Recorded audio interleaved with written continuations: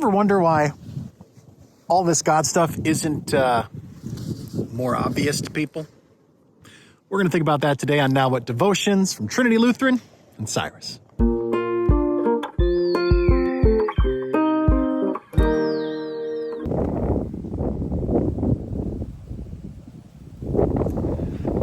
So I enjoy cross-country skiing this time of year.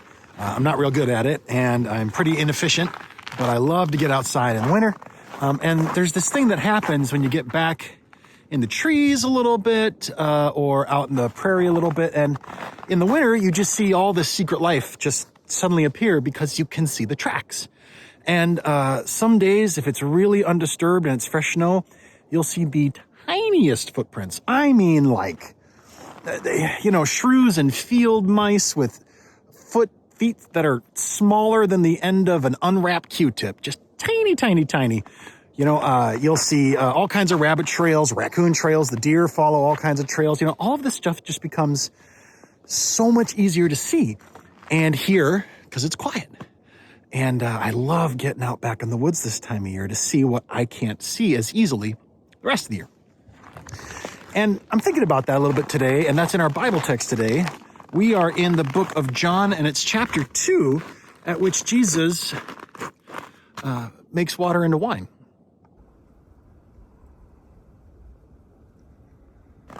Now, there's some element of the faith life that is intrinsically about what is hidden. And it is not obvious, and it is not clear. And if it was obvious and clear, everybody would participate. And many do at a surface level, and some do at a deeper level. But because it has to do with our inner monologue, our inner lives, our inner experience, we often have a hard time being clear on those things and identifying those things and filtering out the noise from what is just us and our hearts and what is God who is acting.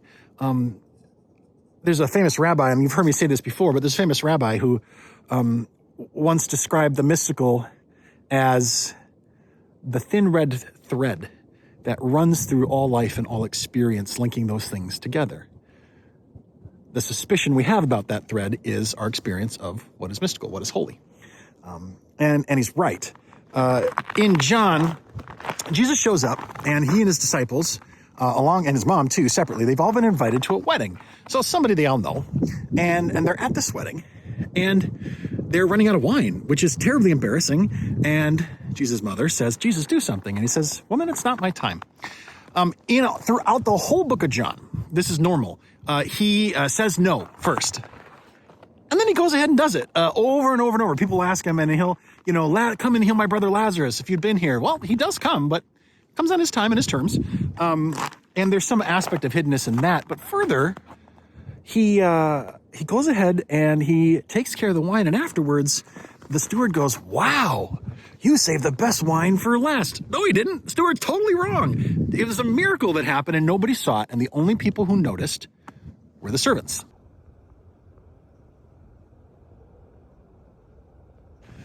Sometimes I think it's kind of funny that we all expect God to do these big, huge things when God has done some big, huge things. But for the most part, where God acts, in fact, is precisely where the seat of our heart and love and beauty and joy and logic are, our inner lives. And the idea that we would expect to see God do these big things on the outside when everything that God tells us is what is going on the inside, I find that interesting. And that further, we sometimes discredit or think that God is not active because we don't see immediate action. Oh boy, it is cold. Okay, so to finish the thought, in our story today, Jesus does not reveal himself, at least not in the ways that we would expect. And further, the only ones who are clear about what's going on are actually the servants. Jesus' disciples pick up on it later, but it seems like in this moment, it's the servants. And they actually got involved before they knew anything, right? Jesus says, "Go fill these jugs with water." Okay, that's 120 gallons of water he asked them to do. That's 8 pounds a gallon. So we're talking maybe 900 some pounds of water that got filled into these jars. These guys put their backs into it. And then they saw what happened.